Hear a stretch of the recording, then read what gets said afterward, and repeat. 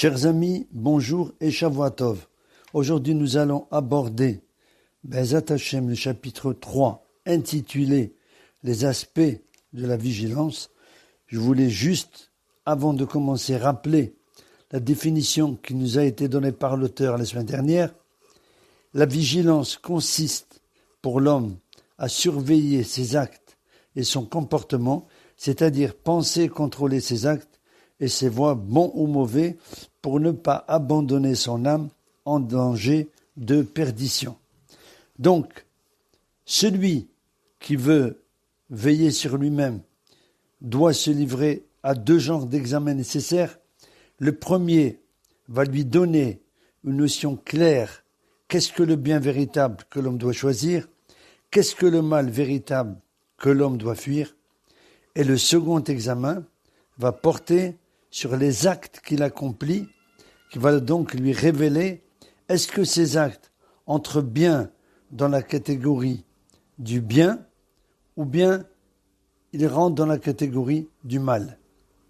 Cette réflexion s'impose aussi bien au moment de l'action qu'en dehors d'elle, au moment de l'action, pour que l'homme ne fasse rien sans l'avoir pesé et jaugé, en dehors de l'action, pour que le souvenir de l'ensemble de ses actes lui revient à l'esprit.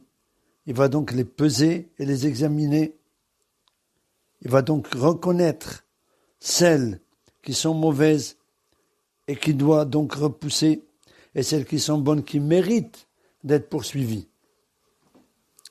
Si certaines de ces actions sont mauvaises, il va donc réfléchir, il va chercher quel moyen ingénieux, quelle ruse adopter pour s'écarter du mal et s'en dégager entièrement.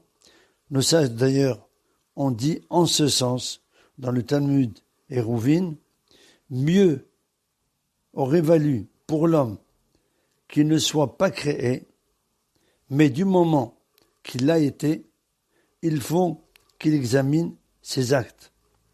D'autres disent, c'est-à-dire une autre version, qu'il les palpe. Ces deux versions, nous dit l'auteur, renferment en fait chacune un enseignement profitable. Examiner ses actes, en effet, c'est réfléchir, reconnaître ceux qu'il aurait mieux valu éviter parce qu'ils n'étaient pas conformes aux ordres et aux lois, c'est-à-dire de la Torah d'Hachem. Il est donc nécessaire de renoncer à de tels actes s'il en trouve.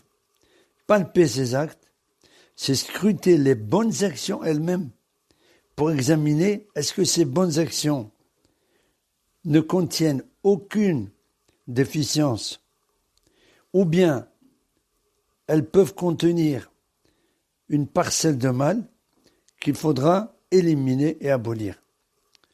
C'est comme si on tâte un vêtement pour savoir s'il est bon, solide, résistant, ou bien qu'il soit mauvais, non résistant.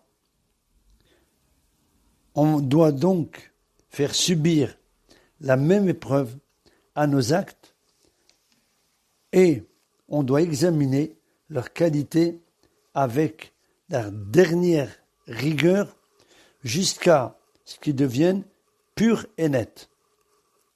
En résumé, l'homme doit examiner ses actes, veiller à toutes ses voies, tous les chemins qu'il entreprend, pour ne laisser en lui aucune mauvaise habitude, aucune mauvaise vertu, et encore moins la faute et la transgression.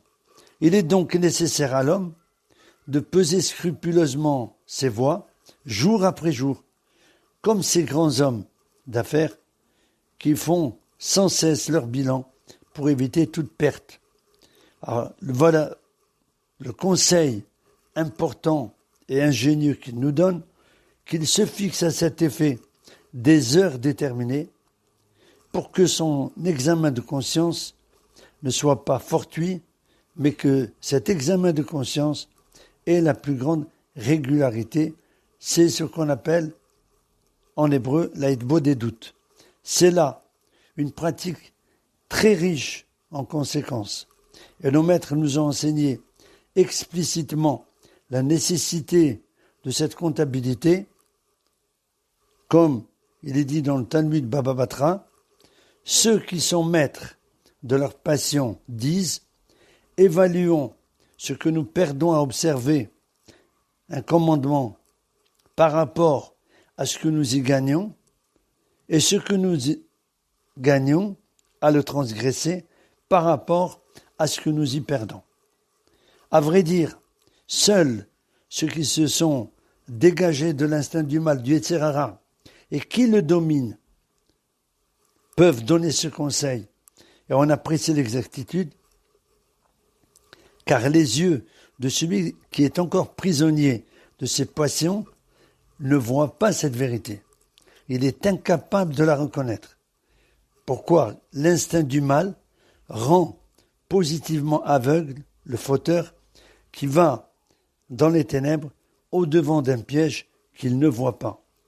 Nos sages disent dans le Talmud Baba Metzia,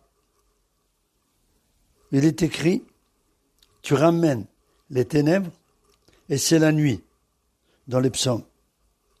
Et nos sages expliquent « Tel est ce monde qui ressemble à la nuit ».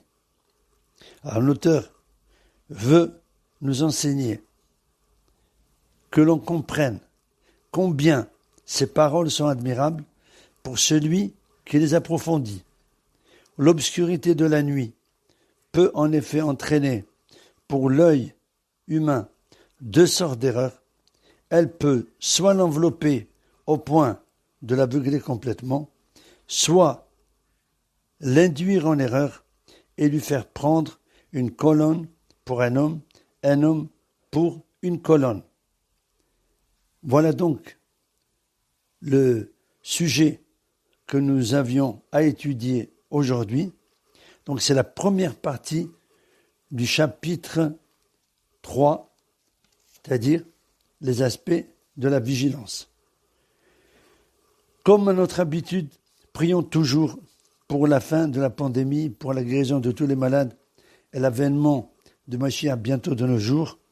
Merci de votre écoute. À bientôt, Bezat Hashem et Shavua Tov.